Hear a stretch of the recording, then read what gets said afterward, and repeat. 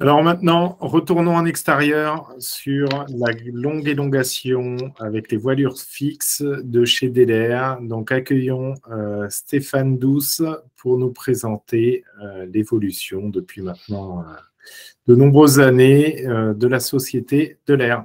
À toi Stéphane. Ok, merci. Bonsoir à toutes et à tous. Donc, je suis Stéphane Douce, je suis le responsable marketing de Delair. Alors, peut-être tout d'abord, juste quelques mots sur la société, donc sur la slide suivante. Donc, la société Delair existe depuis 2011, donc 12 ans d'existence. Nous concevons et nous fabriquons donc des drones à destination des professionnels, alors notamment à voile fixe. Pour la petite histoire, en 2012, on a été la première société à obtenir la certification en rue par la DGAC. C'était pour un drone de moins de 2 kg, il s'appelait le DT-18. Et donc, nous adressons en particulier deux types d'applications, la sécurité défense, mais c'est pas le propos aujourd'hui, mais également l'industrie. Et c'est notamment l'objet de la présentation ce soir pour vous présenter l'inspection des infrastructures linéaires. Donc, sur la slide suivante.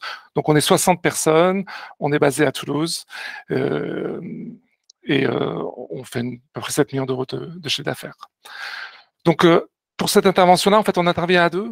D'une part, sur la partie vecteur, donc le drone, c'est la société Delair qui prend ça en charge.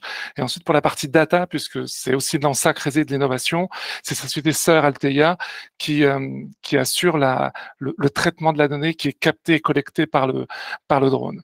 Juste quelques mots sur les quelques utilisateurs. Donc, vous voyez que le marché qui est adressé, c'est un marché qui est mondial, en vrac. Donc, bien sûr, RTE et Enedis qui sont les opérateurs français, mais également Ipto en Grèce, la Caroline du Nord avec Duke, Washington, la Floride, voire même l'Islande.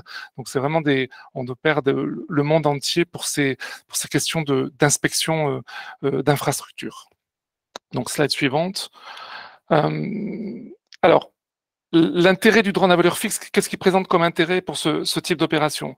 Déjà, alors là, on vous présente la gamme donc de gauche à droite avec les temps de vol et les portées qui sont de plus en plus longues, donc de l'X11 jusqu'au DT46 qui va bientôt être mis sur le marché. Déjà, le drone à voilure fixe, il va plus loin, donc entre 30 et 100 km. Son autonomie est plus importante, de 1 heure à 7h30 de vol. Il va plus vite. Et tout l'enjeu aussi de notre technologie, c'est qu'il soit robuste et qu'il puisse apporter une qualité d'image la plus optimisée possible pour une collecte d'infos qui, elle aussi, soit optimisée avec un temps qui est le plus long possible en vol. Et c'est pour ça que notamment les drones à voilure fixe présentent un intérêt particulièrement intéressant, c'est cette capacité à pouvoir produire de l'image et de collecter de la donnée sur une élongation qui soit la plus longue possible. Peut-être un deuxième intérêt, et je crois que c'est Marc sur Lifelines qui en parlait, c'est le bénéfice aussi environnemental. Alors ça, on peut le voir sur la slide suivante, avec des émissions CO2 qui sont effectivement beaucoup plus faibles par rapport à des missions d'inspection qui pourraient être menées notamment par les hélicoptères, mais également en termes de nuisances sonores, puisque nos drones notamment sont à moteur électrique, donc permettent là aussi de pouvoir opérer avec une nuisance la plus faible possible. Alors, peut-être juste pour montrer quelques images avant de passer à la partie vidéo sur la slide suivante. Donc, d'une part, ces images permettent, une fois que les images sont collectées, de pouvoir faire des inventaires et des contrôles de végétation, notamment autour des lignes électriques, puisque c'est là aussi un enjeu de sécurité qui est important. D'une part, gestion de la végétation, préparer un inventaire, mais également pouvoir contrôler pour des opérateurs au sol les contrôles de travaux de coupe.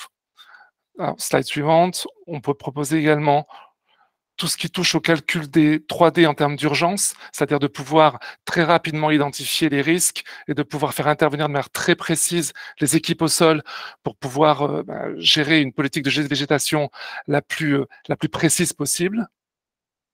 Donc, slide suivant. Tout ce qui permet aussi de pouvoir définir les zones à risque et de pouvoir les prédéfinir, de pouvoir les regrouper. Slide suivante.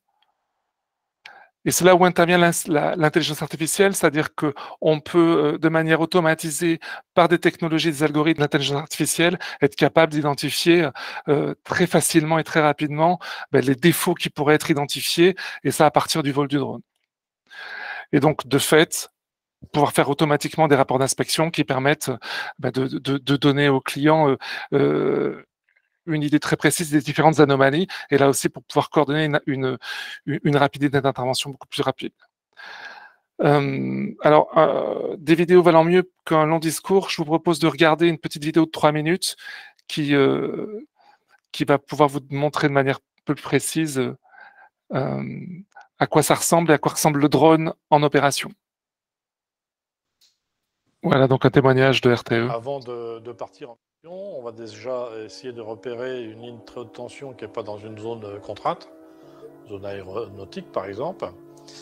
Et puis on va faire une reconnaissance sur le terrain pour voir la zone de décollage et d'atterrissage du drone et voir si au niveau du rayonnement de l'antenne, on est bien placé sur le secteur. Aujourd'hui, bien sûr, l'hélicoptère, on a un process qui fonctionne, mais dans un souci d'amélioration de la productivité et des coûts, on s'intéresse aux drones, et notamment au DT26, qui aujourd'hui est en mesure d'embarquer un capteur LiDAR intéressant pour les besoins de RTE, et qui est aussi un vecteur connu de la DGAC, ayant des autorisations de vol en France. Le DT26 LiDAR va nous servir principalement à numériser nos lignes très haute tension, de manière à pouvoir repérer la végétation autour de nos lignes. Et le but, donc, c'est de numériser tout le réseau très haute tension de RTE. Ce drone, le DT26, est vraiment fait pour les lignes très haute tension. Il couvre une large bande qui nous permet de voir la ligne et toute la végétation qui est sous la ligne. L'autonomie est très suffisante puisque on va opérer le DT26 sur 15 km d'un côté, 15 km de l'autre, ça fait donc une trentaine de kilomètres. Il est capable de faire un vol de 60 km très facilement, donc l'autonomie est grandement suffisante. Le logiciel Solab qui va nous permettre de piloter le DT26 est très convivial. Et ce qu'on apprécie beaucoup, c'est la checklist sur le côté qui nous permet de n'oublier aucune étape avant le lancement du drone. Et puis après, c'est très convivial sur les cartes, de faire des waypoints, de corriger les altitudes. La programmation du vol se fait très très rapidement et presque en live. On utilise le DT26 en mode entièrement automatique. On importe nos lignes très haute tension dans le logiciel, des KML. On a les pylônes qui sont représentés sur le fond de carte. Et donc, on va pouvoir faire nos waypoints par rapport à ce fond de carte. Et la trajectoire du drone va vraiment respecter le survol de la ligne. L'utilité des captures LiDAR, c'est aller créer des modèles numériques de terrain, des modèles numériques de surface. Donc ces deux types de modèles, on va pouvoir réinjecter tout ça dans nos outils à destination des équipes de maintenance, d'ingénierie, qui vont pouvoir utiliser ces données pour aller faire différents calculs, notamment des calculs de proximité entre la végétation et nos lignes, de proximité entre les bâtis et nos lignes. Donc les informations de végétation liées au LiDAR nous permettent derrière effectivement d'améliorer nos coupes réalisées par les bûcherons, d'aller couper en fait la juste quantité de bois pour respecter on va dire les gabarits de sécurité qu'on peut avoir autour de nos lignes. C'est un vecteur qui fonctionne bien.